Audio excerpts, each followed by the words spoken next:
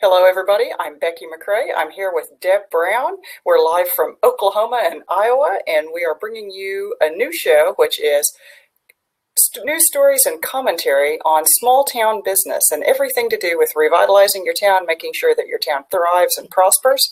And we are going to launch right in. Deb, do you have anything to say right quick? No, welcome. This is part of Saveyour.town, and we're happy to be here. All right. The first story that we're going to talk about is from the Kauffman Foundation. We love Kauffman Foundation out of Kansas City.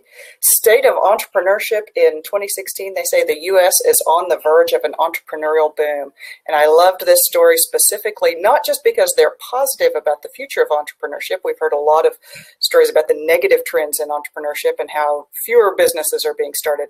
This is a story that says that it's going to turn positive, but they also gave some specific comments that they'd like to see encouraging people to do small businesses, small tries, pop-ups, and all those other little innovative models that let people experiment before they go into a big business all at once.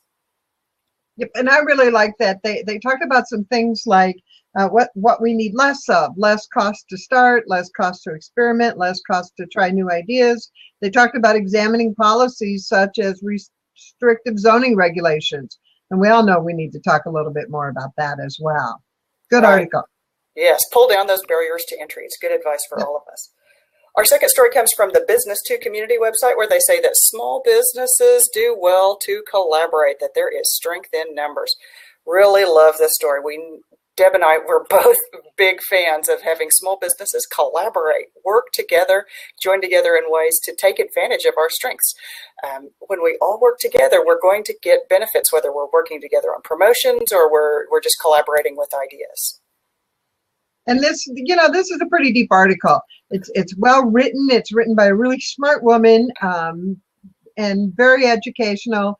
And what we hear a lot is, who has the time? That's what we hear often. Who's got the time to find these groups online to collaborate with?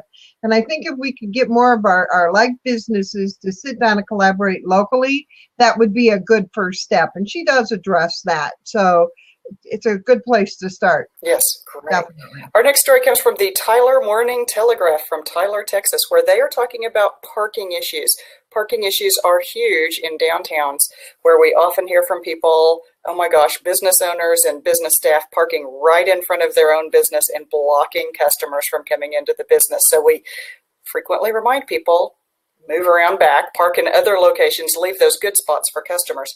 Tyler, Texas is a big enough town. They actually have parking meters and parking enforcement, but they've changed the way they're handling their parking enforcement. Instead of just being ticket writers, they are going to now be downtown ambassadors. They're going to wear friendly shirts. They're going to carry change. They'll help you make change to feed the parking meters. They're carrying brochures. They're making downtown recommendations for restaurants and where you can go eat. And they're giving you 10 minutes of grace if you overrun your time just by a little bit. I love this approach, which is a much friendlier approach, a much more open to new ideas approach. And I love seeing Tyler take something that normally a very negative thing, you're getting a parking ticket, turning it on its head and saying, here's a recommendation for a downtown restaurant. And did you know there's a special event coming up downtown next week? Yep, and this was not a written article. It was a generic, it was a video. And it was very generically done. So it could have been done anywhere. I'm looking forward to hearing more information about how it works. It could be a very tough nut to crack. There's a negative connotation with parking officers. So I hope it works out real well for them. You also said earlier that you thought this would be a good reminder for small towns. If you're too small to have parking meters, too small to have parking enforcement, you can still train your frontline people in how to be good ambassadors. Yeah, and that, the people that work at the convenience store and the gas stations, they're the ones that get asked, what is there to do in this town? So at least get your activity guides and your maps, and so you have something they can hand to them. Oh, here's what's going on. Absolutely. At the very least, be able to do that. Definitely. Our next story comes from ComsGo Digital. What a great name for a blog. ComsGo Digital. They have a wonderful article on 5 offline ways to complement your online community engagement. All of us in small towns, we do a lot of projects where we try to bring people in. We're trying to gather people and get their input, get them involved in something. And so we're doing a lot of community engagement. And we tend to do it one way or the other. We're either all online, like me, like we're just like, we're going to only do the online stuff, or we're all offline and we don't use the online tools. This article is a good tool to help you find the parallels. If you're doing a survey on paper, then you can do a survey online with SurveyMonkey. So it helps you bring those two halves together. Whichever half you tend to do, this will help you pick up that other half so you can do more online and more offline together, reach more of your people. I love this article. Until we're more one way or another, we really do need to figure out how to serve both audiences. And this article does address both audiences. We had a meeting, this open forum with a couple of our political representatives on Saturday, and we promoted it, of course, in the newspaper and on the radio, but we did some things on Facebook and Twitter as well.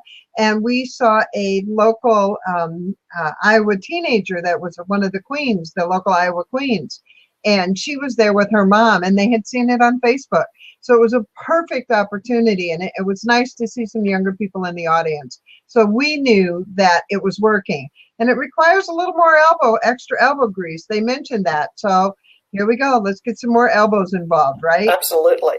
Okay. Valentina. Our last story comes from Kate's Country Living, and I actually asked Kate to write this story. She called it Prairie Palace's Equal Opportunity. And Katie was driving along and saw they're like grain bins, little grain silos, little metal grain bins that are on a farm near her. And so every time she sees them, she knows that the family that owns those grain bins actually uses them to stay when they come visit the farm. Katie's always thinking, I'd love to stay there. Now, she can't be the only one who thinks the same thing. She'd love to stay there. We all like a little offbeat lodging. So I asked Katie to write a little story about it so we could share it. And she went to the trouble of digging out some additional resources. If you're trying to find some alternative lodging for your town, she found some more resources with agritourism and other places that might help you to do that. Every small town has an opportunity to tap into some of the things that we have that big cities don't. There's not a lot of grain bins you can stay in any big town. It's something uniquely small town. I love the fact that Katie wrote this up. So Prairie Palace's Equal Opportunity. And it certainly grabbed my attention because we have grain bins everywhere in Iowa. And you made me think about it. It's like manufacturing actually built some and sent them to Haiti when they had the terrible trouble down there for families to live in.